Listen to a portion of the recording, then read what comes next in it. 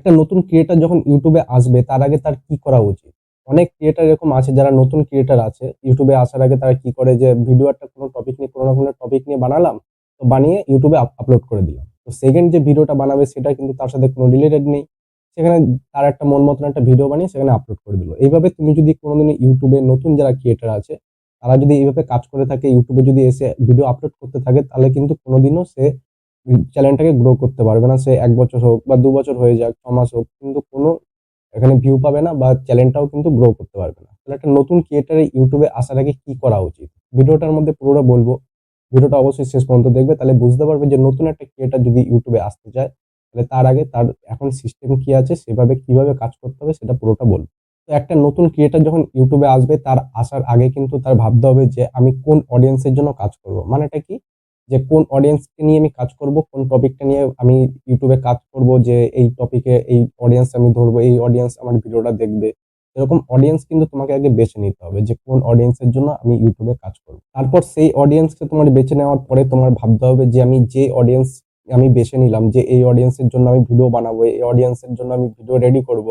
Video ইউটিউবে upload করব। সেই ভিডিওটা যে ভিডিওগুলো আমি আপলোড করব সেই ভিডিওটা সেই অডিয়েন্স দেখতে ইন্টারেস্টেড কিনা সেটাও কিন্তু তোমাকে অবশ্যই দেখতে হবে। অডিয়েন্স তোমার চুজ হয়ে গেল। এবার অডিয়েন্স চুজ হয়ে যাওয়ার পরে কিন্তু তোমাকেও এখানে যেই টপিকটা নিয়ে তুমি অডিয়েন্স চুজ করেছো, যে টপিকটা নিয়ে তুমি ভিডিও বানাবে ঠিক করেছো, সেই অডিয়েন্স যে ভিডিওগুলো সেই টপিকটাও কিন্তু অবশ্যই তোমাকে বেছে নিতে হবে যে সেই টপিকেই কিন্তু তোমার ভিডিও বানাতে হবে। অনেকে যে নতুন ক্রিয়েটর গুলো আছে তারা কি করে যে ১ম এ একটা ভিডিও সে আপলোড করলো। সেই ভিডিওটাতে কোন রকম ভিউ আসলো, ২-৩ টে ভিউ আসছে বা ১০ টা ১৫ টা ভিউ আসছে।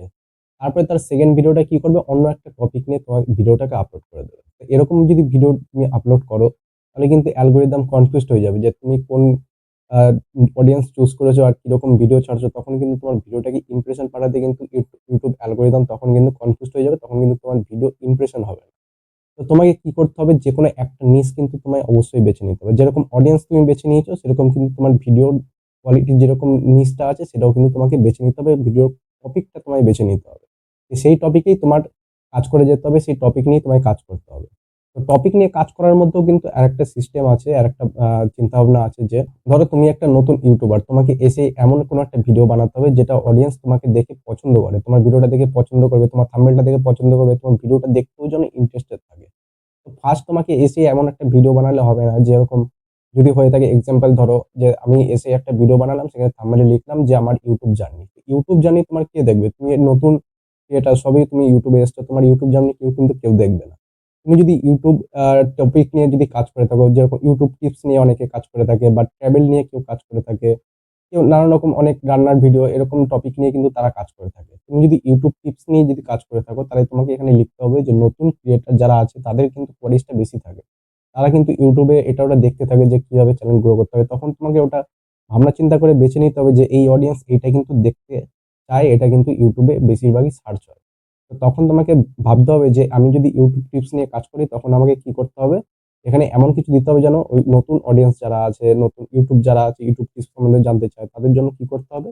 তোমাকে তখন একটা ভিডিও বানাতে হবে কি যে নতুন যারা ক্রিয়েটর আছে তাদের জন্য নতুন একটা টিপস বা নতুন যারা ক্রিয়েটর আছে তাদের ভিডিও কিভাবে আপলোড করবে বা ভিডিও কিভাবে ভাইরাল করবে, ভিডিও কিভাবে রেডি করবে। এরকমভাবে অনেক কোয়েরিজ কিন্তু থাকে যে নতুন ক্রিয়েটর যারা থাকে তারা কিন্তু নতুন অনেক কিছুই জানে না। তুমি যদি সেইগুলো শিখাতে পারো তাহলে কিন্তু নতুন যে অডিয়েন্স আছে, তোমার যে অডিয়েন্সটা হবে, তুমি যেটা বেছে নেবে সেগুলো কিন্তু তুমি সেই অডিয়েন্স তোমার ভিডিওটা কিন্তু দেখতে ইন্টারেস্টেড থাকবে। তোমার YouTube এ ভিডিও বানানোর ব্যাপারটা তোমার এখানে ক্লিয়ার হয়ে গেল। এবার তুমি যখন অডিয়েন্সের সাথে তুমি যখন এনগেজ একটা হবে তখন তুমি কয়দিনের জন্য যখন নতুন YouTube এ আসবে তখন ১০-১৫ টা ভিডিও তুমি আপলোড করছো তখন কিন্তু তোমার এই ভিডিওগুলো কিন্তু এক্সপেরিমেন্ট এর জন্য কিন্তু আপলোড করতে হবে। আমি যেরকম ভিডিওগুলোর কথা বললাম, সেখানে তুমি এক্সপেরিমেন্ট করতে পারো। আমি বললাম না আমি বলছি যে এরকম ভিডিও বানাতে হবে, এরকম ভিডিও তুমি নাও বানিয়ে কিন্তু অন্যরকম এক্সপেরিমেন্ট করতে পারো যে কোন অডিয়েন্স যে অডিয়েন্সটা তুমি চুজ করেছো সেই অডিয়েন্সটা কোন রকম ভিডিও, কি রকম ভিডিও দেখতে চাইছে। নিশটা কিন্তু তোমার একই রাখতে হবে।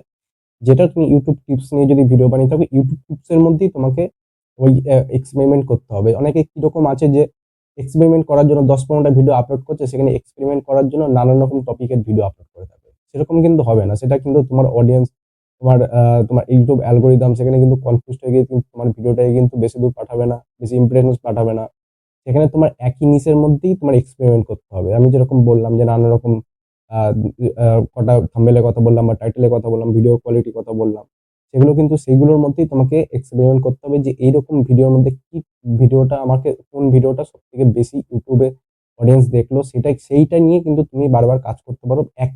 একই আমি বলছি না যে একই টপিক নিয়ে কাজ করতে হবে। সেই টপিকের মধ্যে তুমি কাজ করতে পারবে। তখন তোমার সুবিধা হবে বুঝতে যে কোনটা অডিয়েন্স দেখতে বেশি পছন্দ করছে, কোনটা পছন্দ করছে না। তখন তোমার সুবিধা হবে তুমি সেটা নিয়ে যদি কন্টিনিউ কাজ করতে থাকো তখন কিন্তু অডিয়েন্স তোমার ভিডিও কিন্তু প্রত্যেকটা ভিডিও দেখবে আর তোমার আস্তে, আস্তে কিন্তু চ্যানেলটা গ্রো হবে।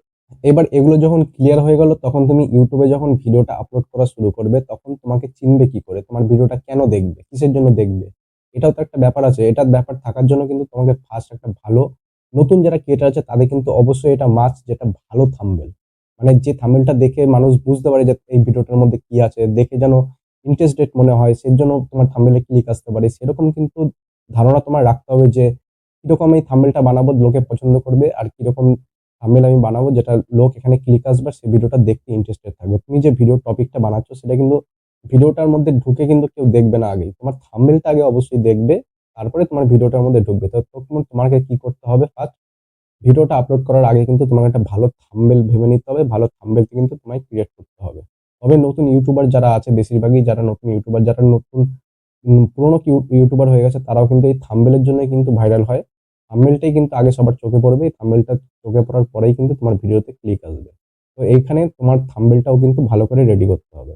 আর লাস্ট যে পয়েন্টটা হলো সেটা হচ্ছে কনসিস্টেন্সিটা সবথেকে কিন্তু বেস্ট। এখানে কিন্তু তোমার যে একটা নিজের রুটিন কিন্তু তৈরি করতে হবে। সপ্তাহে তুমি কটা ভিডিও দিতে পারো।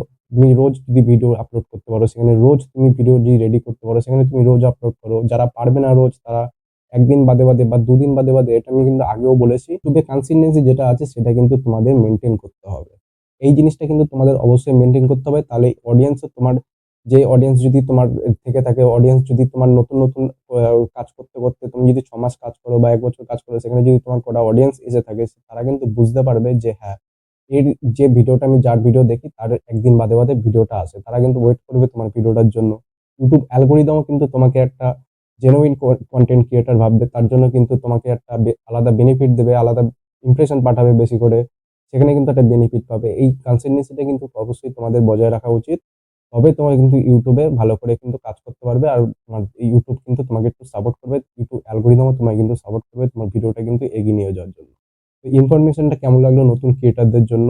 যদি ভিডিওটা ভালো লাগে তাহলে কিন্তু অবশ্যই একটা লাইক করো। আর যদি নতুন ক্রিয়েটর যারা আছে তাদের যদি আরো কিছু জানার থাকে তাহলে অবশ্যই কমেন্টে জানাতে পারো। আর চ্যানেলটাকে একটা সাবস্ক্রাইব করে রাখবে। দেখা হচ্ছে একটা নেক্সট কোনো টপিক নিয়ে।